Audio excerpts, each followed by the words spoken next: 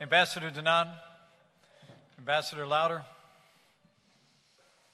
Secretary Mnuchin, Minister Katz, ambassadors from over 60 countries, distinguished guests, my fellow Americans, and my fellow friends of Israel. We gather today on the eve of a historic anniversary to celebrate what happened here in this very hall 70 years ago, when the United Nations declared to the modern world an ancient truth that the Jewish people have a natural, irrevocable right to an independent state in their ancestral and eternal homeland.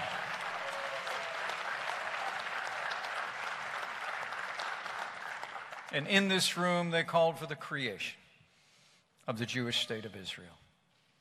I'm deeply humbled to join you today to commemorate this vote and to celebrate the courage, the perseverance, and the faith of the Jewish people that made it possible. And I bring the congratulations as well and the unwavering support of a great champion of the state of Israel and a lifelong friend of her people, the 45th President of the United States of America, President Donald Trump.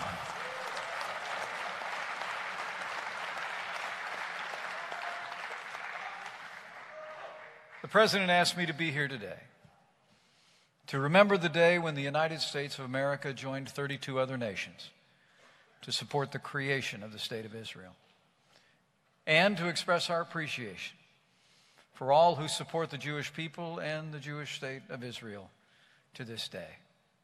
But most of all, the President sent me here with a simple message. It's the same message he delivered earlier this year when he visited the city of Jerusalem, that under our administration, America will always stand with Israel.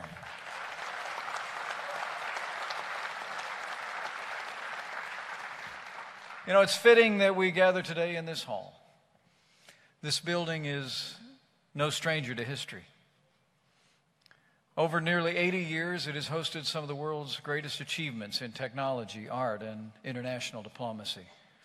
But what happened here in 1947 was perhaps the most important historic event of all. In the middle of the 20th century, the eyes of the world turned here to Flushing Meadows, the first home of the United Nations. That body was forged in the fading embers of the Second World War, a cataclysm that raised nearly as many questions as it answered, and none more significant than the fate suffered by the Jewish people. The horrors of the Holocaust reminded the world that the safety and the freedom of the Jewish people could not be secured without an independent Jewish state, sovereign, free, and capable of defending itself by itself. So in May 1947, less than 2 years after its inception, the United Nations formed the Special Commission on Palestine to propose paths forward for that region. And on November 29, 1947, 70 years ago tomorrow, the General Assembly gathered in this great hall and passed Resolution 181, calling for the creation of the Jewish state of Israel.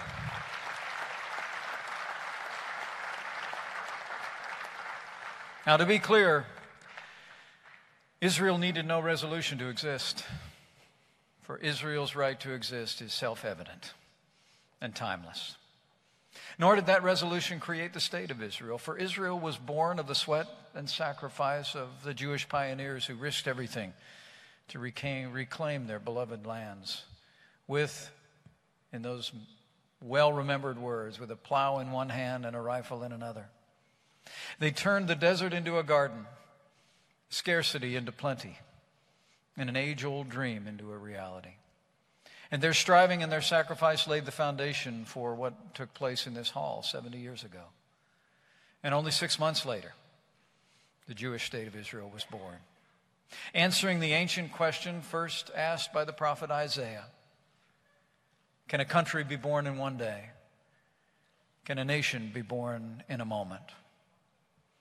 It happened when on May 14th, 1948, Israel declared the natural right of the Jewish people to be the masters of their own fate, like all other nations in their own sovereign state. While Israel was built by human hands, it's impossible not to see the hand of heaven leading its people, writing their history in the restoration of this ancient people to their land of their birth. In fact, the God of Abraham told his people, and I quote, "Even if you've been banished to the most distant land under the heavens, from there I will gather you and bring you back to the land which your fathers possessed." It was an ancient promise cherished by Americans since before our nation's founding. And it was a promise the Jewish people clung to through all the ages, through a 2,000-year exile, the longest of any people anywhere. And they were rewarded for their faith. As President Trump has said, Israel is a testament to the unbreakable spirit of the Jewish people.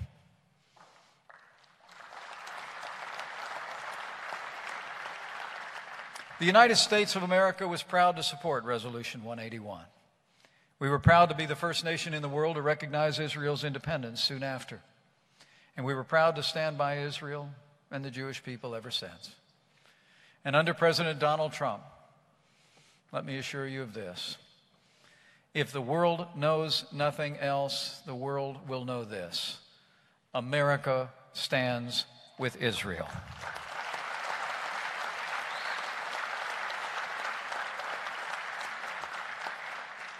America stands with Israel because her cause is our cause. Her values are our values. And her fight is our fight. We stand with Israel because we believe in right over wrong, good over evil, freedom over tyranny. We stand with Israel because the bond between our nations was knit before either one of them came to be. President Trump dedicated our administration to strengthen that bond, to deepen the friendship between our nations. And he's demonstrated our unwavering commitment recently in his visit to Israel in May of this year. For my part, I will reiterate the President's message and reaffirm our historic relationship when my family and I travel to Israel next month. On my visit,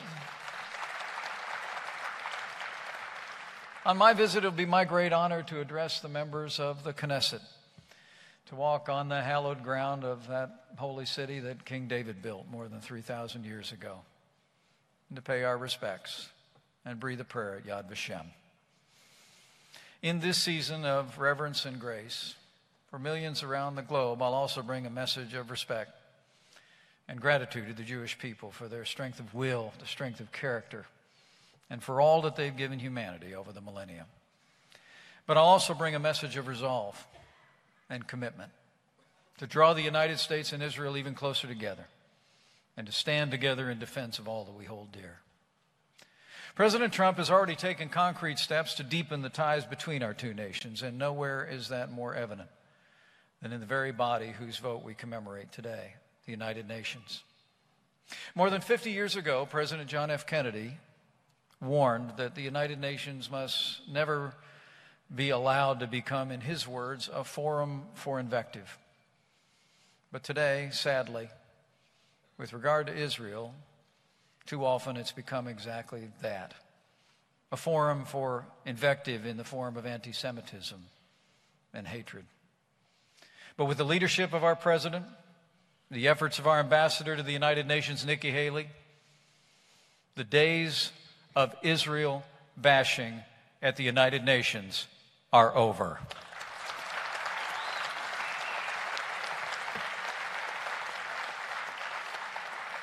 Within the Human Rights Council and across the United Nations, Ambassador Haley has advanced reforms to put an end to the blatant bias and discrimination that was too often the reality in the recent past at the UN.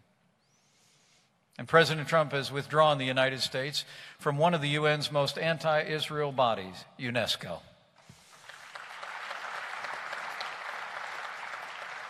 And beyond the walls of the United Nations, our president is working tirelessly to strengthen the historic friendship between the United States and Israel.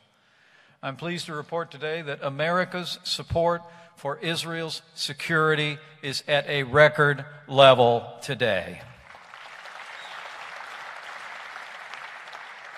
And while for the past 20 years, Congress and successive administrations have expressed a willingness to move our embassy, as we speak, President Donald Trump is actively considering when and how to move the American embassy in Israel from Tel Aviv to Jerusalem.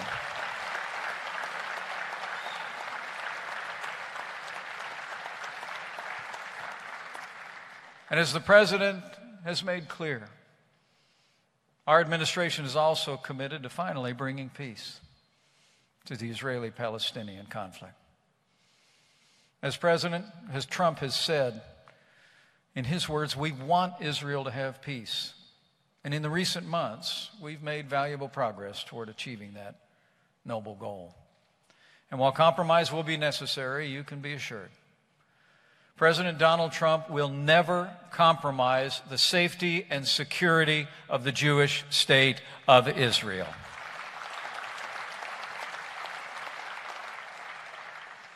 The President has made clear that under this administration, America once again stands with our allies and stands up to our enemies. And our two nations stand together to confront any who dare to threaten us, most especially the menace of radical Islamic terror. It does not matter what name it takes, Hezbollah, Hamas, Al-Qaeda, or any other.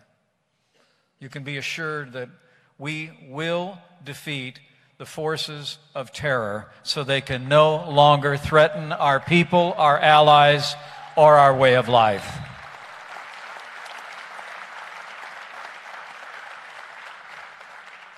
And under President Trump, America and Israel once again stand together in the face of the leading state sponsor of terrorism. President Trump has put Iran on notice. Just last month, the President laid out a new strategy to oppose Iranian efforts to destabilize the region and jeopardize Israel's security. As he has said, in his words, the longer we ignore the threat, the more dangerous that threat becomes. That's why President Trump announced that we will not certify the Iran nuclear deal, and we will no longer tolerate Tehran's support for terrorism across the region and across the wider world.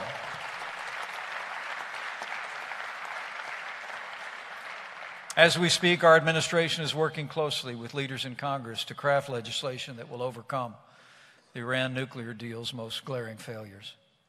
And while this process is still underway, today I can assure you, under President Trump, the United States of America will not allow Iran to develop a nuclear weapon. This is our solemn promise to you, to Israel, and to the world.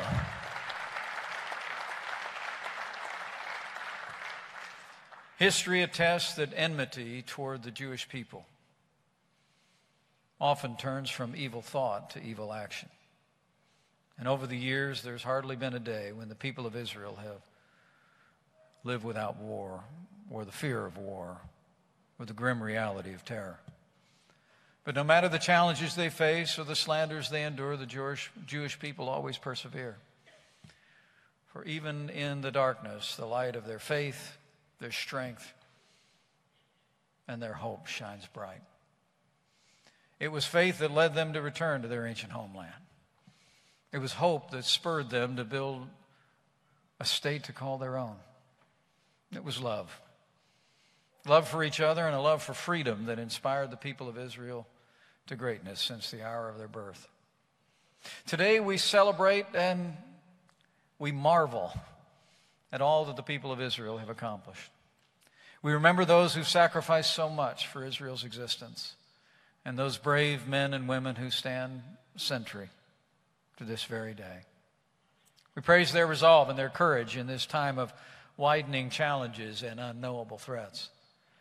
And while today we celebrate the vote that took place in the United Nations 70 years ago tomorrow, Every day, we celebrate the strength and vitality of the Jewish people and the Jewish state of Israel. Israel is an eternal testament to the unwavering fortitude of her people, to the unfathomable power of human freedom, and to the unending grace of God.